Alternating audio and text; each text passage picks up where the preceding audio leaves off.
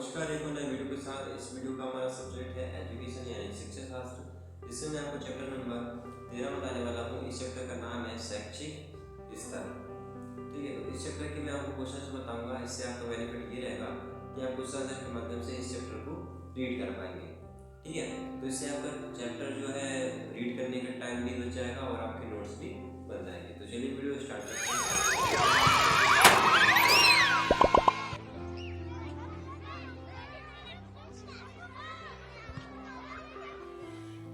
इस चैप्टर की सबसे पहले हम जानने वाले हैं अति लघु उत्तरीय।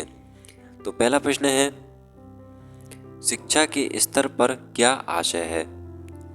ठीक है, तो जैसे ये चैप्टर है उसी के आधार पर ये प्रश्न भी पूछा गया है।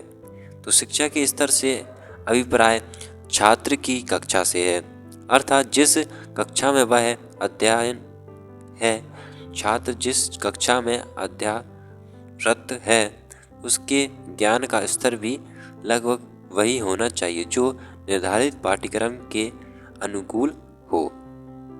मतलब कि इसमें ये बताया गया है कि जो छात्र पढ़ रहा है और जिसमें वह रुचिकर है, तो उसी का वह स्तर होना चाहिए पढ़ाई का। मतलब जो छात्र है, जो वह पढ़ रहा है, जो उसकी उम्र है, ठीक है, उसी जो उसका मानसिक स्तर है, ठीक है, और जिसमें उसकी रुचि है, तो उसी के स्तर पर होना चाहिए पाठ्यक्रम। ठीक है, यहाँ पर लिखा है ना आखिरी लाइन में, पाठ्यक्रम के अनुकूल हो। दूसरा है, शिक्षा के स्तर का संबंध किससे है। तो शिक्षा के स्तर का संबंध उच्च शिक्षा से है, अर्थात छात्र को प्राप्त ज्ञान से कुशलता से उस उपलब्धियों को प्राप्त कराना जो उसे उच्चतम शिक्षा प्रदान करे। ठीक है, अगला है, शिक्षा का स्तर गिरने का मुख्य कारण क्या है। तो शिक्षा का स्तर किस प्रकार से गिर जाता है, तो इसमें पहला बताया है अनुशासनहीनता, दूसरा बताया है अरुचिकर शिक्षा, तीसरा बताया है अनुप्रयोग पाठ्यक्रम, दोषपूर्ण शिक्षण विधियाँ, उदासीन विद्यार्थी, जनसंख्या आदि। तो ये मुख्य कारण हो गए। अब हम जान लेते हैं लघु उत्तरीय। तो अति लघु में आपने देखा होगा कि इसमें 3 बताए हैं मैंने। अब 3 मैंने क्यों बताए हैं उसका भी एक रीज़न है। रीज़न इसलिए है क्योंकि जो अति लघु हैं और भी हैं, लेकिन वो डबल हैं। मतलब एक क्वेश्चन को 2-3 बार घुमा फिरा कर पूछा गया है, लेकिन उसका आंसर एक ही है। तो ये 3 जो है अपने अलग अलग हो गए हैं। तो मुख्य अपने ये 3 प्रश्न हो गए अति लघु। अब हम जान लेते हैं लघु उत्तरीय। इसमें भी ये पूछा गया है शैक्षिक स्तर का क्या अर्थ है। इसमें ये पूछा गया है, तो शैक्षिक स्तर का अर्थ व्यक्तियों की ऐसी उपलब्धि से है जो सामाजिक, आर्थिक एवं शैक्षिक दृष्टि से अनंत बन सके। छात्र प्राप्त ज्ञान का उपयोग किस प्रकार की बनी कौशलता से करते हैं और उसकी उपलब्धि क्या है और उसके जीवन पर क्या प्रभाव पड़ेगा, यह सब जन स्तर पर निर्भर करता है। शिक्षा के स्तर पर 5 महत्वपूर्ण बिंदु हैं। पहला इसमें बताया गया है, कोई भी व्यक्ति जो ज्ञान रखता है और उसका उपयोग किस तरह करता है और उससे जीवन में क्या लाभ उठाता है, अर्थात सामान्य शिक्षा को विशिष्ट शिक्षा में परिवर्तित कर देता है। तो इसमें यह बताया गया है कि अगर किसी व्यक्ति को शिक्षा प्राप्त है ना, तो वह उसका प्रयोग कैसा करता है, अच्छे काम के लिए करता है या फिर गलत काम के लिए करता है, ये उस पर निर्भर करता है। ठीक है, तो इसमें यही पूछा गया है शैक्षिक स्तर। अब देखिए दूसरा पॉइंट बताया इसमें, शिक्षा के द्वारा बालक अपने विचारों को भाषाई रूप प्रदान करता है, अर्थात मौखिक तथा लैखिक रूप से विचारों को स्पष्ट करता है। ठीक है, तो जब बालक शिक्षा ग्रहण करता है तो अपने विचारों को बताता है अपनी भाषा में।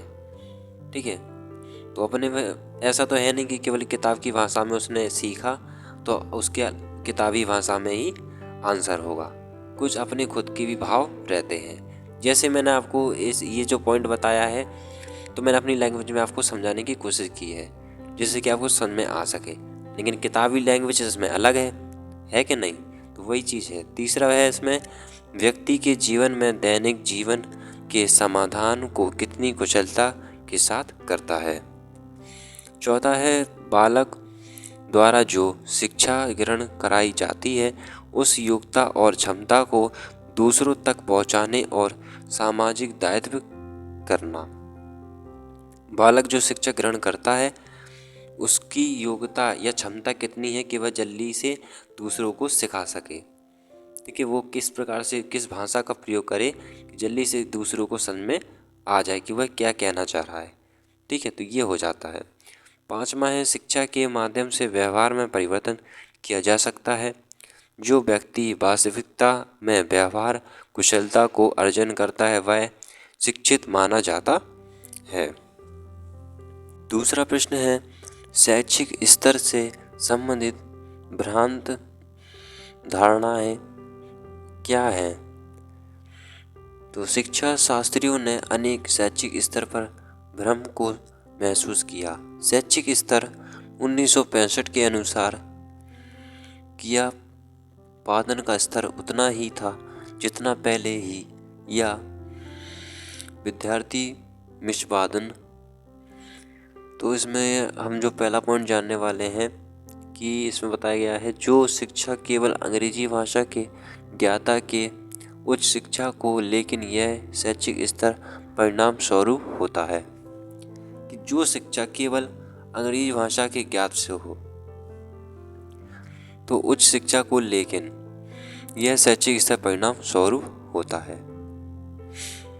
तो केवल अंग्रेजी ही भाषा इसका स्वरूप नहीं होना चाहिए शिक्षा स्तर का। दूसरा है अभिव्यक्ति कौशल को शिक्षा का निर्धारण मानना, जबकि यह केवल माध्यम है। वास्तविकता से वह केवल यह समस्या समाधान का कौशल का निर्धारण करता है।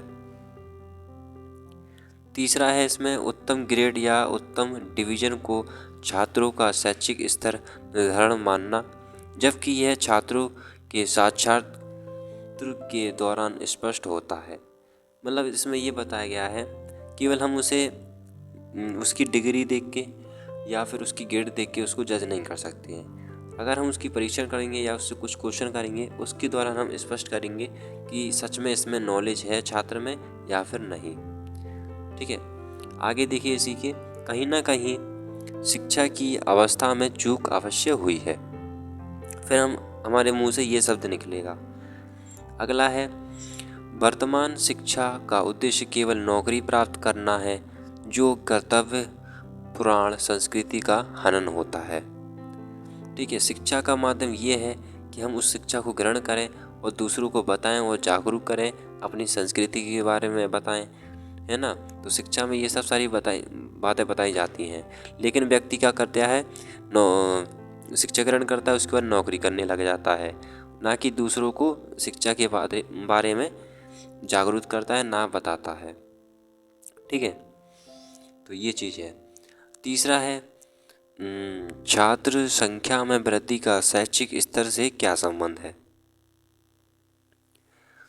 उत्तर में देखिए छात्र संख्या वृद्धि शिक्षा के स्तर को प्राप्त करने में एक महत्वपूर्ण भूमिका निभाती है।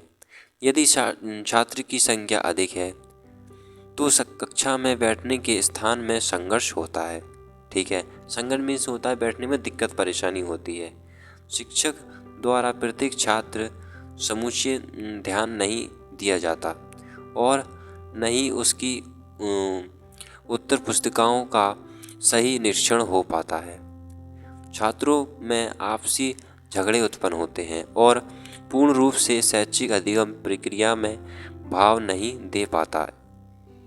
इसमें बताया गया है कि यदि कक्षा में ज़्यादातर छात्र रहेंगे तो टीचर जो है ज़्यादातर ध्यान नहीं दे पाएगा बच्चों पर, ना ही उसकी पुस्तिका पर, और ज़्यादातर लड़ाई झगड़े भी हो जाते हैं ज़्यादा वृद्धि में अगर छात्र रहते हैं तो।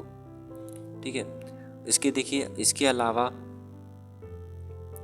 छात्र परीक्षा ने अनुसूचित क्रियाकलाप के माध्यम से परीक्षा देता है और छात्रों में अनुशासनहीनता प्रभाव होने लगती है और वह शिक्षा के सही स्वर पर नहीं पहुंचता। इसलिए सरकार द्वारा शिक्षक और छात्र संख्या का अनुपात तय किया है, जिसमें छात्रों के बालक सुधार किए जा सकें। तो सरकार ने एक निर्णय लिया है, इसका सॉल्यूशन ढूंढा है कि कक्षा में इतनी संख्या है, इतनी संख्या के अलावा और संख्या में स्टूडेंट नहीं रखे जा सकते। इसका कारण ये बताया गया है कि जो अध्यापक है ज़्यादा ध्यान नहीं रख पाता है ज़्यादा बच्चों का, ठीक है, कहीं ना कहीं उनके लिए भविष्य में हानिकारक हो जाता है ये कि बच्चों जो है चीटिंग भी कर लेते हैं, और जैसे कि अगर टेस्ट हुआ या पेपर हुआ तो बैठाने में दिक्कत होती है, तो फिर 2-3 बैठ जाते हैं और फिर हमारी चीटिंग होने लगती है, तो कहीं ना कहीं ये गलत होता है। तो सरकार ने ये अनुपात, यानी यहाँ पे ये लिखा है पॉइंट, छात्र संख्या का अनुपात तय किया है, ठीक है। तो इसको आप बनाकर भी लिख सकते हैं, ठीक है। जैसे प्रश्न आ जाए, छात्र संख्या में वृद्धि का शैक्षिक स्तर से क्या संबंध है।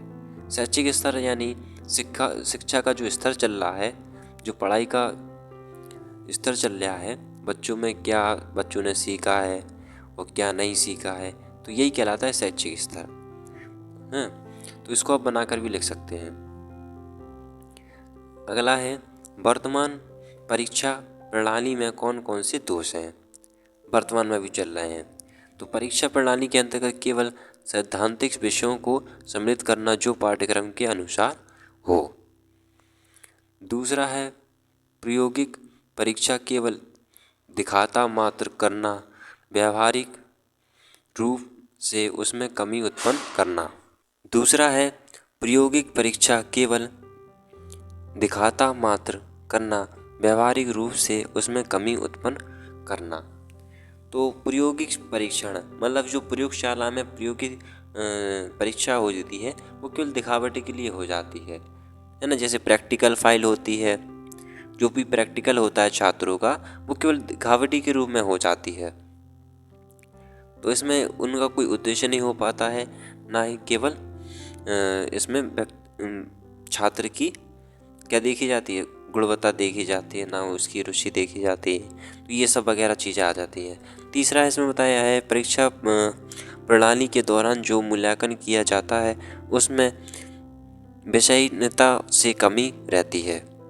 चौथा पॉइंट बताया, उत्तीर्ण मानने का मानदंड अनुसूचित एवं व्यवहारिक है।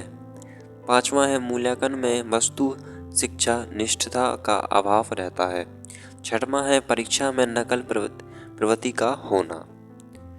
तो ये सब चीज़ें हैं जो शिक्षा के स्तर हैं, जो अभी परीक्षा में जैसे परीक्षा कराई जाती है छात्रों की, तो ये सब चीज़ें होती हैं। पांचवा है, शैक्षिक स्तर गिर रहा है, 3 कारण। तो क्या कारण है जिसके कारण ये गिर रहा है। तो पहला इसमें है छात्र संख्या में वृद्धि। दूसरा है दोषपूर्ण शिक्षण विधियां। तीसरा है शैक्षिक मार्गदर्शन का अभाव। तो ये 3 कारण हैं जिसके कारण ये गिर रहा है। तो आइए हम जान लेते हैं एक एक करके।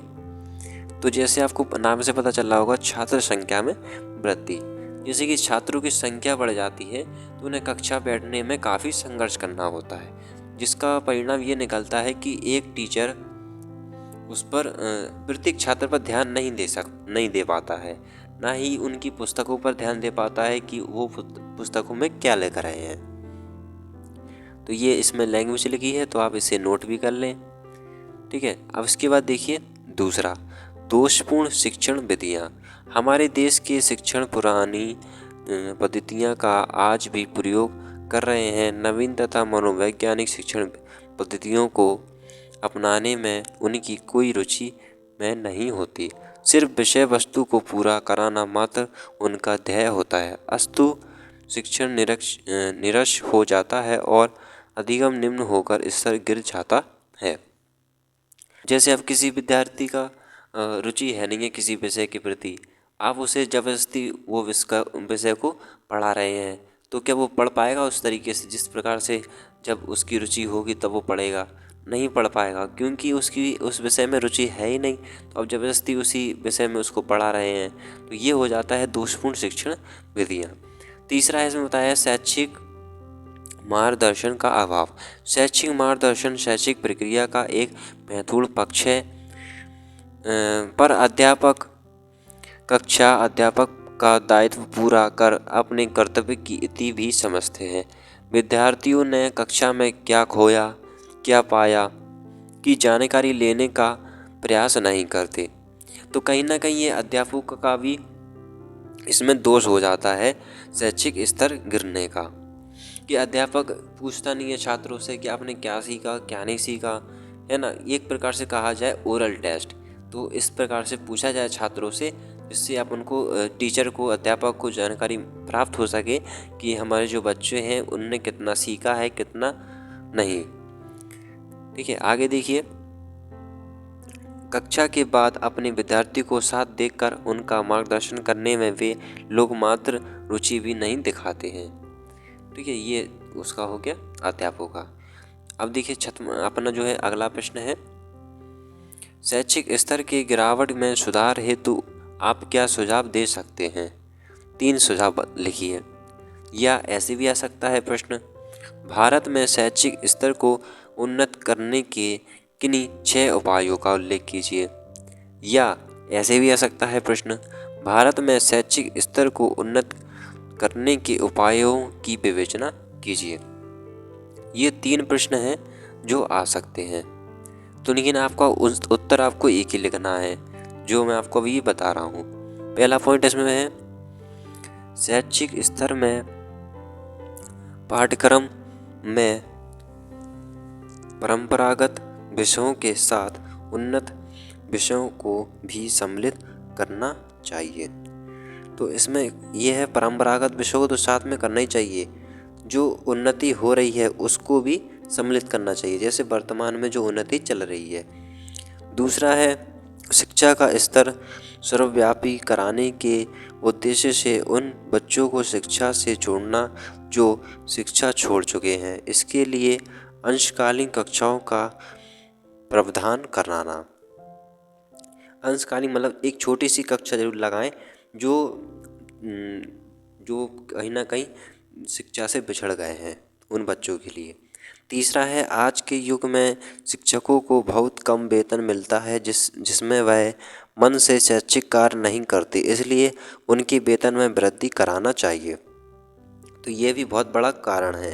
अब व्यक्ति जो है रुचि तभी दिखाएगा जब वह अपने मन से अपने उसमें रुचि दिखाएगा, तब दिखाएगा। अब जैसे कोई टीचर है, वो टीचर क्यों पढ़ा रहा है? क्योंकि उसको एक अच्छा वेतन मिल सके। वो दूसरी बात है कि एक बच्चे का भविष्य वो बना रहा है, तो उसमें भी एक एक समाज सेवा भी हो गई है।